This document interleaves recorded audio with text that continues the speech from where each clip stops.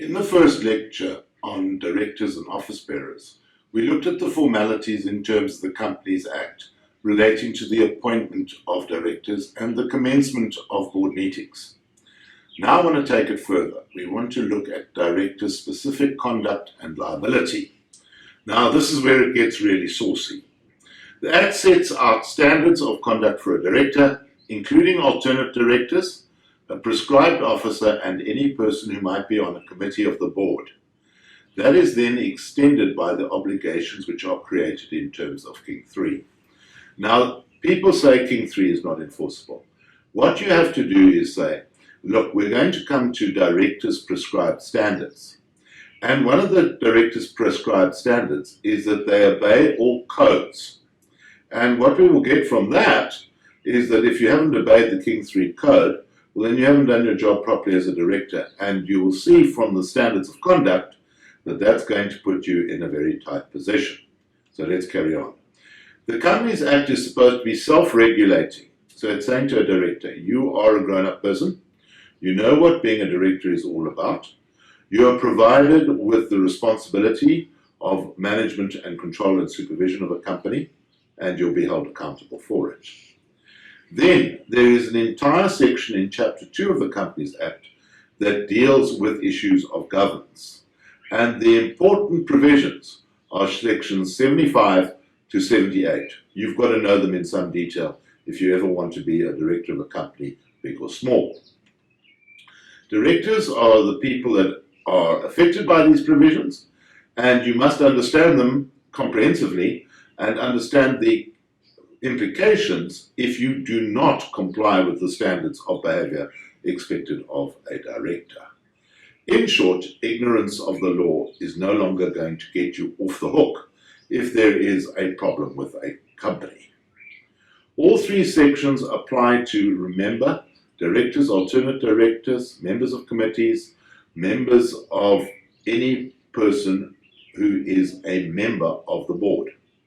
So this is including people actually outside of the board.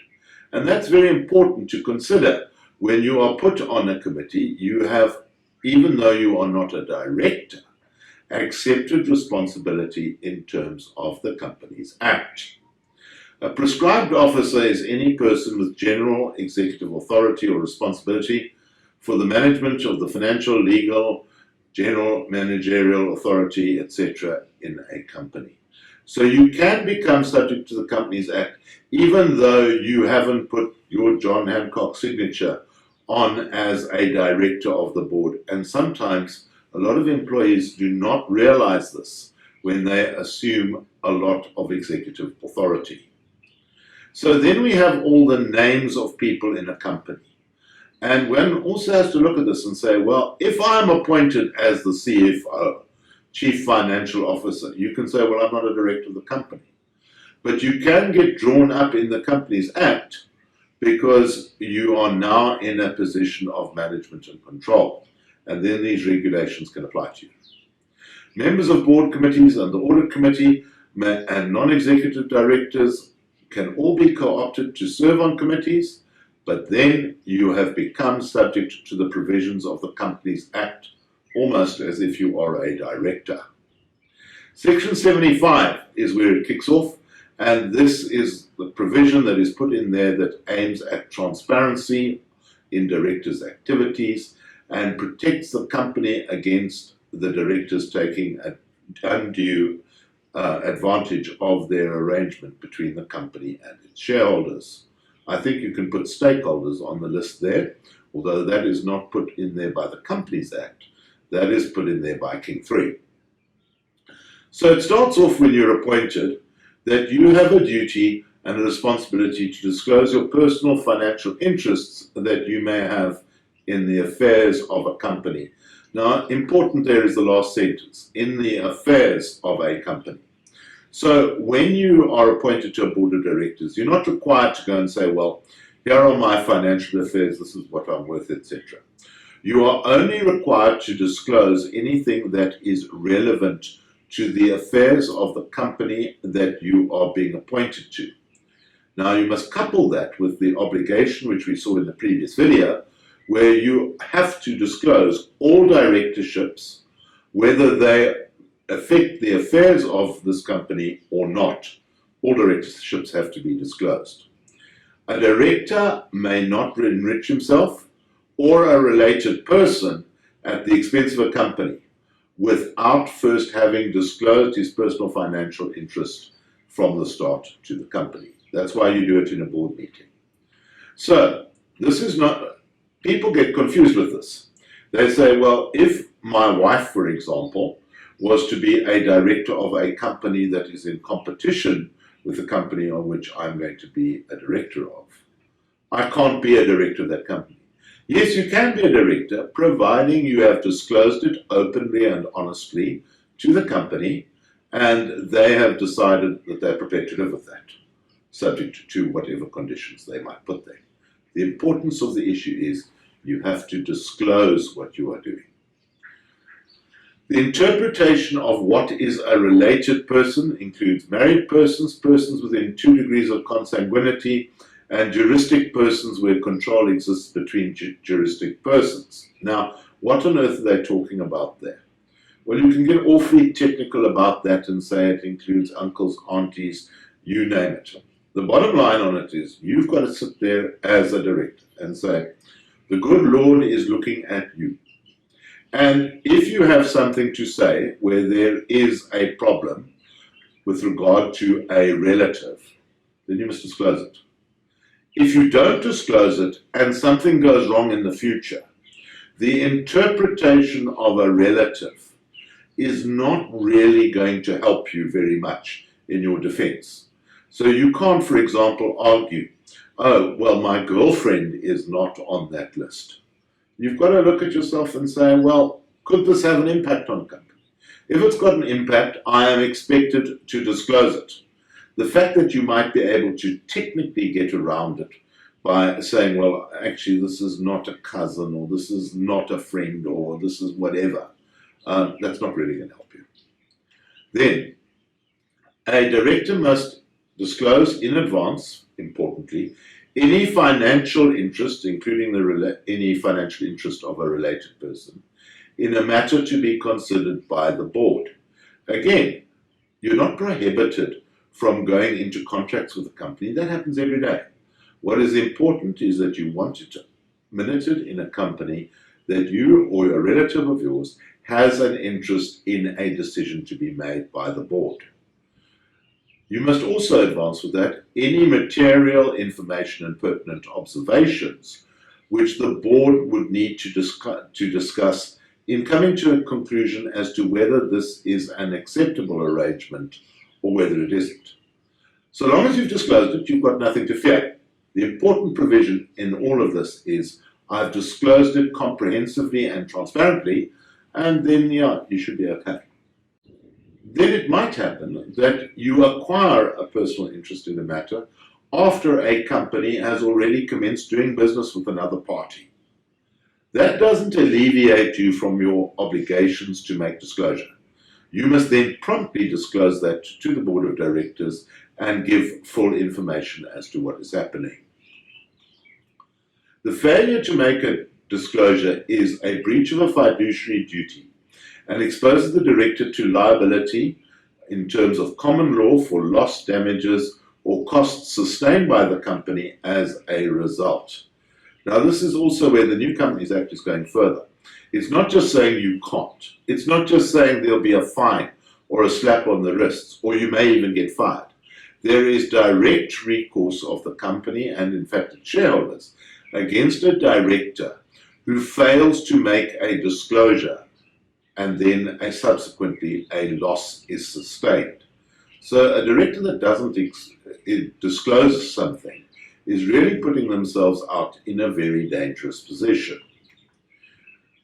Then Section 76 codifies the standards of conduct of directors, and this does not exclude common law prosecution of directors if something goes wrong. A director's primary responsibilities are, now there they are, 76.2, 76.3, etc. And it goes there that you will not use personal information obtained in that position for personal advantage or knowingly to cause the company harm. Now, a lot of directors say, well, I didn't disclose something.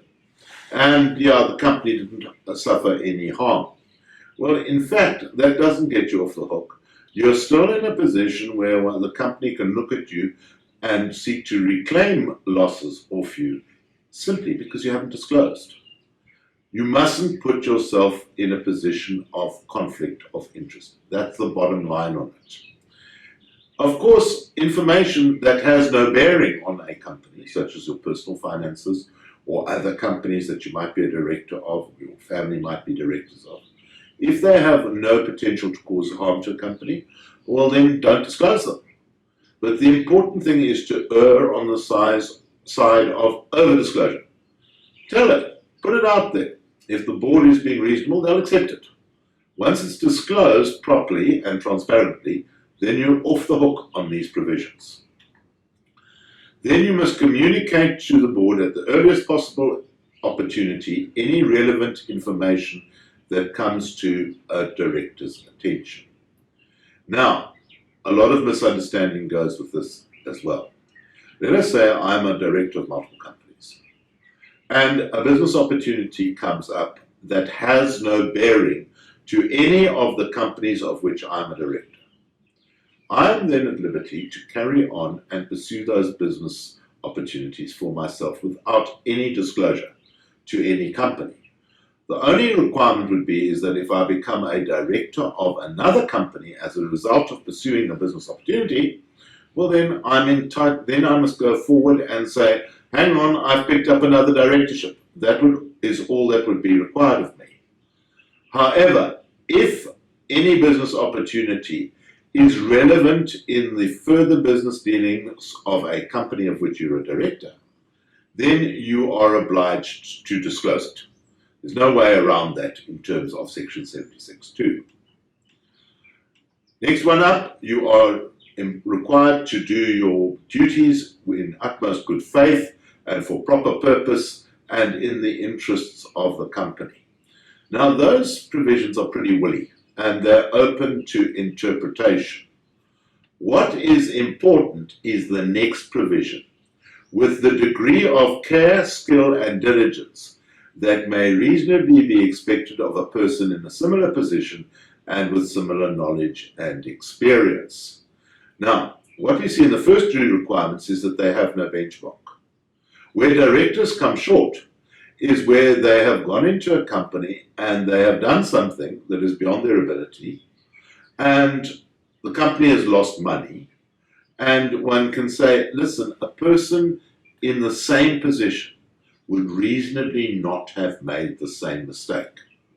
That leaves a director open to measures that could be very unfortunate in the future. A director is then required to take steps to be reasonably informed concerning the company and to have a rational basis for believing that he acted in the best interests of the company. Now, in the past, directors used to get away with a lot of things by being able to say, well, how was I expected to know that? I'm not a lawyer or I'm not an accountant. That type of behavior no longer cuts the mustard, because what they're saying is, if you're a director and a reasonable director, you will go out and make informed decisions. If you don't know what's going on, you will find enough information to have a rational basis for coming to a decision. In discharging these duties, you are entitled to rely on the performance of other persons, and you are entitled to delegate your authority. And this is where, again, the committees come into play, and that they're so important. If a board doesn't know what's going on, and today that's so easy for that to happen, well, the answer is then delegate it down to a committee that would then find out what's going on and report back to the board so that there is a rational basis for making a decision. A director may also rely on information, opinion, recommendations, report statements, legal counsel, accountants, professional persons. The book's open. And this is an incredibly important skill in being a director, is to be honest with yourself and look at a problem and say, well, bugger me, I don't know what's going on here. I'm going to delegate that to another person to give me a written opinion and tell me what to do. Now, this is a change from the past. In the past, directors were very autocratic. They thought they knew it all. So they made ad hoc decisions, and they sometimes got it wrong. If you do that today, and you cannot then say, could not be expected to know about that, because the Act is telling you to go and find out what is happening and then make your decision.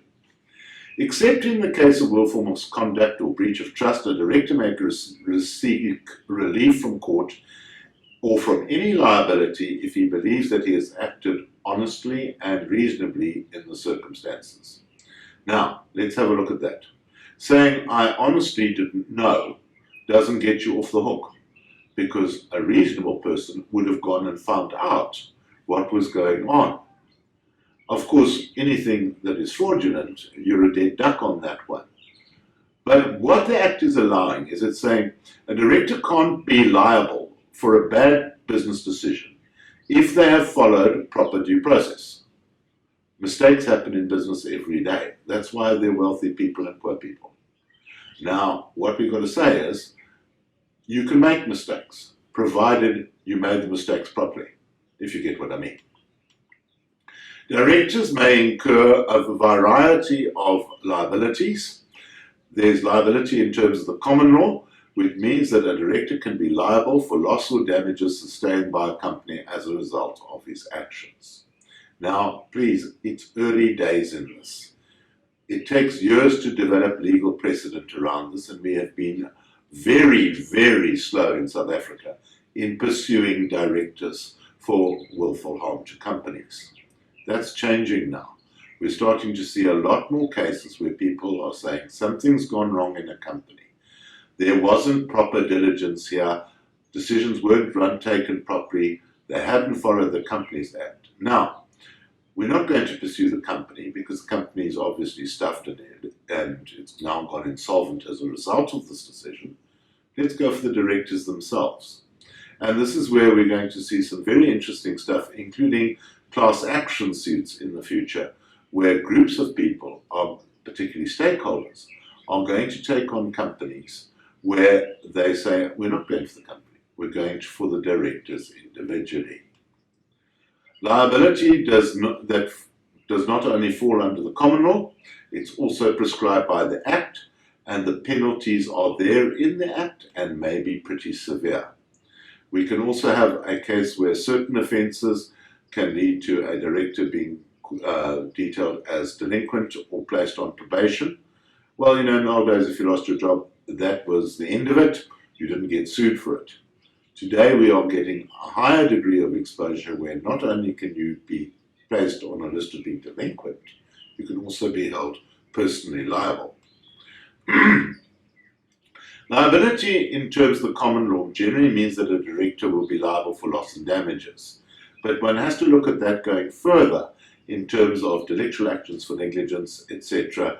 And there a court would have to look at the quantum of the loss sustained by the company and see what it does in pinning that blame on the directors. Now, what can you be held liable for? A breach of your fiduciary duty. Number one, you failed to disclose a personal financial interest. Now, we've looked at that provision already. And the important thing there is, if you've disclosed it, you can't be sued for it. So rather disclose more than less and let the board decide whether it is going to accept something or reject it. Next up, you can be sued for using information obtained in the capacity as a director for personal advantage. Now that's the important issue where you've got a conflict of interest and you haven't disclosed it. Thereafter, if the problem comes along, well, you didn't disclose it, you can be held liable for it. Failure to act in good faith, well, that's a general one that's been around for years, coupled with failure to act in the best interests of a company, also been around for years. What you're saying is that those are woolly provisions.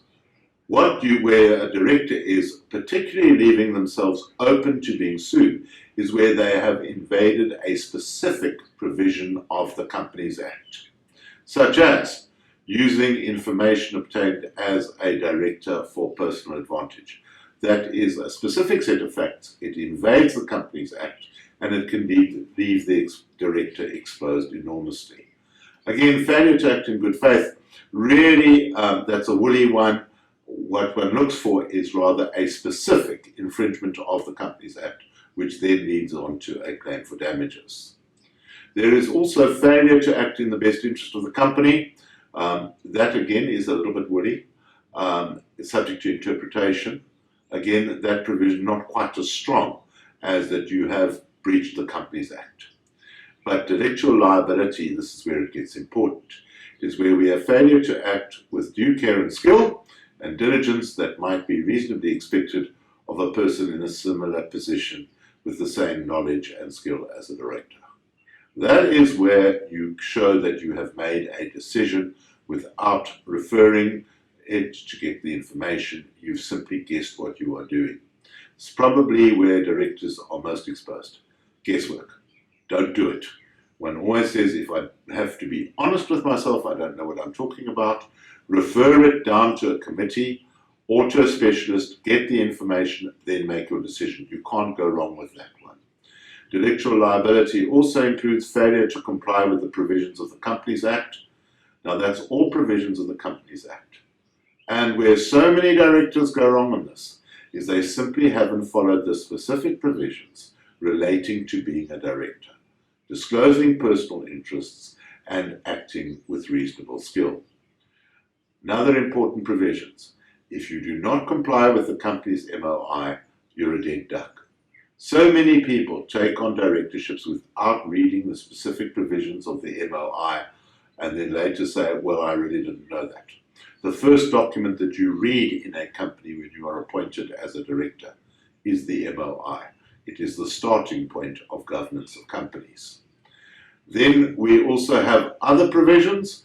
A director can also, in terms of Section 3, get liability if they acted in the name of the company or signed on behalf of the name of the company or attempted to bind the company in a manner where they lacked authority to do so.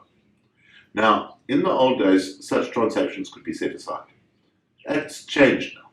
It's saying if a director goes ahead and binds the company, we're not going to seek to set that contract aside and start ab initio. That was the old doctrine of estoppel, if you want to have it. Today they're saying, if a director knowingly exceeded his authority and there is a loss, you're a dead duck, you're going to have to pay for it. Then we have a provision, again an old provision, that a director allowed a company to carry on trading recklessly or in insolvent circumstances. At all times, a director has got to look at the company and say, is this company solvent? Can it pay its creditors? The moment you can't pay your creditors for anything beyond a few weeks, a director must then take action if there is a prospect of creditors not being paid. Then, if you enter into a transaction calculated to defraud a creditor, employee, or shareholder, or you were otherwise fraudulent, again, what we would see with this is personal liability. Not only can you be charged on a criminal charge for fraud through the courts, but the criminal charge would then proceed further to a claim for damages against you personally in your own right. Further infringement of the Companies Act, where you consented or authorized the publication of statements or a prospectus or a statement knowing that they are fraudulent. That would be a direct violation of the Companies Act. Do not pass go, do not collect 300. But this one's even more important. You were at a board meeting, you participated in a decision, and you failed to vote against actions that are specifically described by the Companies Act.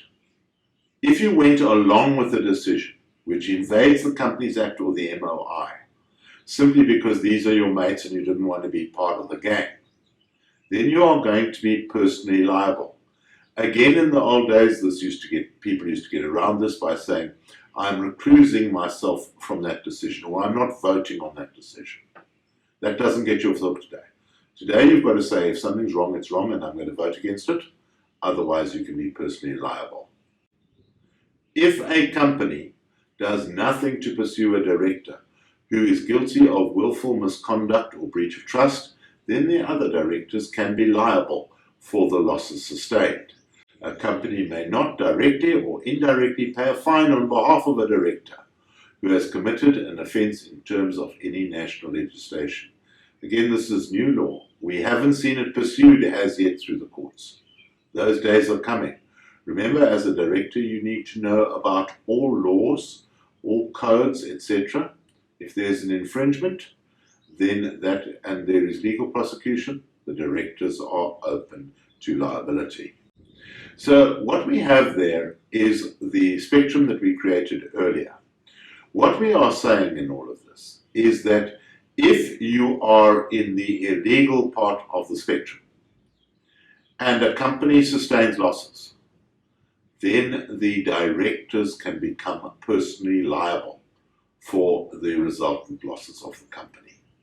That is why it is so important to make sure that all business decisions are beyond the break-even point and at the very absolute bare minimum are legal.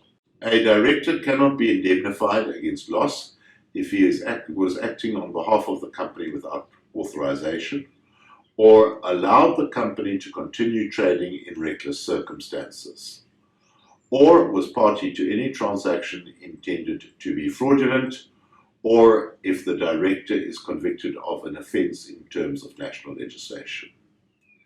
A company may, unless its memorandum provides otherwise, implement insurance for the directors against any liability or expenses, and many of them do. What is important is that we cannot indemnify the company, the director, against him being pursued personally if he has not complied with the Companies Act or other legislation.